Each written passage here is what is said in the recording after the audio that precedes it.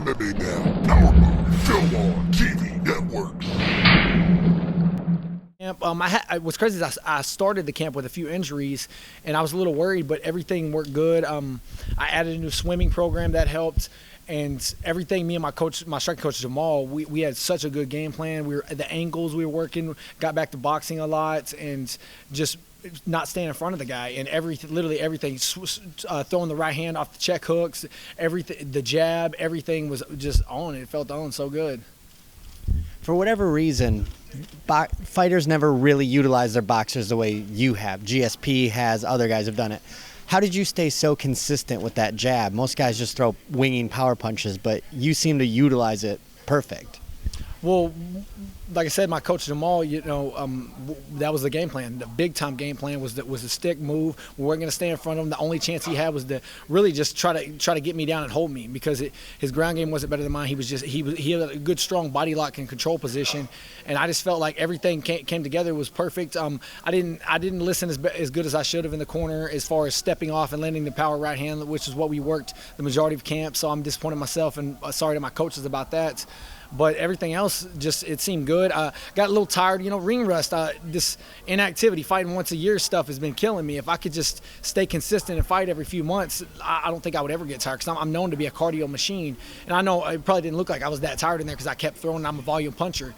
But I need to work on probably setting down a little more and, turning my body over a little better and stuff like that. But besides that, I felt like everything came together.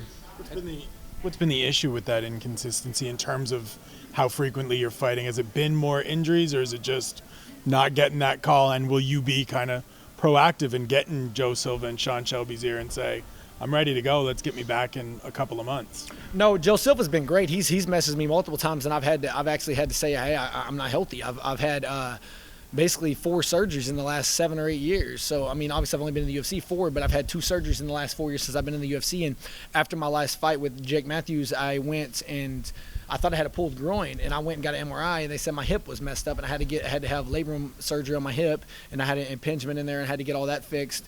So it was just injuries over and over. And then I pulled my groin, I messed up, pulled my hamstring, just small things. And then they just kept adding up, bad timing, just different things is all it was, injuries. Feeling good now coming out of that you can, have that conversation? Yes, I definitely want say, at least 2 more fights this year, be 7-0 in the UFC and get to the top 10. That's my goal, 100%. I'm hearing that you're looking for Michael Chiesa. How much would it mean to you to avenge that loss from the Ultimate Fighter? I would want that. I want that fight more than anything. Like I would rather fight him than anybody in the division by far. That's been 4 years ago. We're not the same fighter. Neither one of us are the same fighter. Obviously, he's very impressive. Michael Chiesa, me and him are actually really cool. But I want a rematch. That's just the way it is.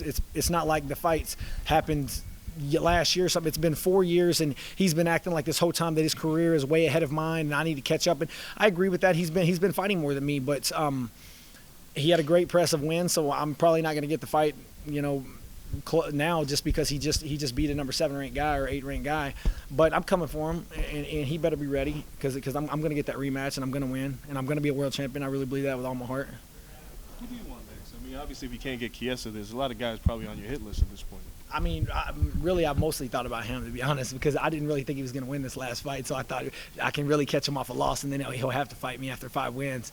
That didn't work out. So I don't care. I want to step up. I want to be in the top 15. I want to be in the top 10 in the world. In my mind, I've only had, if you think about it, that was my 5th fight in 4 years. If you doubled that and I stayed undefeated, I'd 10-0, I'd be a world champion already. I just haven't been healthy. So I want to step up. I don't really care who I fight next coming up in the division. I just want to move up, and I want to work my way up the ladder. I'm 29 years old. My skill set is at an all-time high. I'm so well-rounded right now. I want to be a world champion. At what point do the injuries and the layoffs start messing with your mind? Because it's amazing. You were on that show 4 years ago. You're still undefeated. You don't even have 10 pro fights on your record. You've been so inactive, yet you continue to look good when you do fight. Do you start to worry and wonder, like, am I injury prone? Is it going to be like this for my entire career? Have you ever had those doubts? I have off and on, but I'm really strong in my mind. I believe I'm mentally stronger than anybody in the UFC. And I read a lot of books. I study a lot of stuff.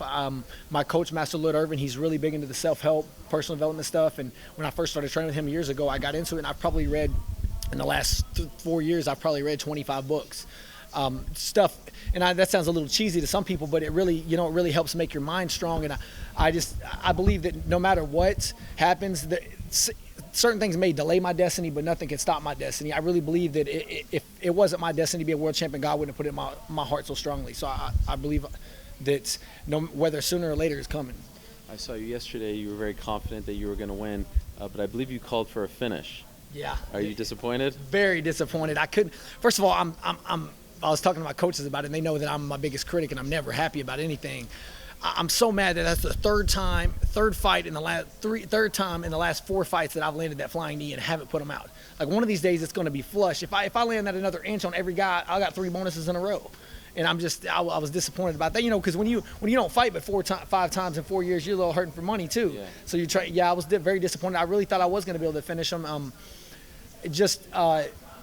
Had a bad start, in the first round, and then gas tank was a little slow because the ring rust, and I do throw a lot of volume. And I have a style that that gets people tired as well. But I definitely thought I should have finished them, and we'll go back and I'll check the film out and study it. And me and my coaches will come together, and we're going to get more finishes. How do you support yourself when you don't fight so often?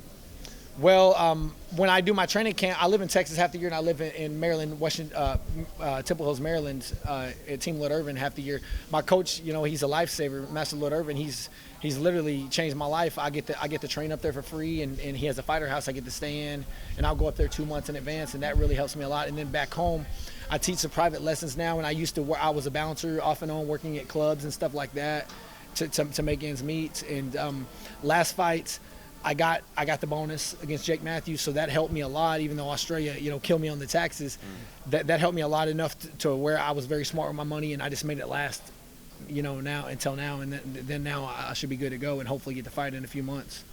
And if you don't mind me asking, how is your sister doing? Thank you. Yeah, she's doing great. My sister, for those who didn't know, she had a tumor really bad in her brain, and they had right there in the front of her skull, and they had to take it out. They said it was about to make her blind, and it could eventually go through and eats her brain. And they took it out, and they put like a titanium mesh plate in there, and they went in, like, they basically kind of had to scalp her a little bit, and then they sewed it back up and everything. And that was last July or August, I believe. And she went back a couple weeks after that, and then she had a checkup every 2 months after that, and now she's good to go. And there's no signs. It's been almost a year, about 10 months, I think. Great. So she's 100% healthy? Yes, sir. Yes, sir. She's actually here right now. Oh, wow. Uh-huh. That's great. Well, congratulations. Thank you, sir. Congratulations. Thank you, guys. Thank you.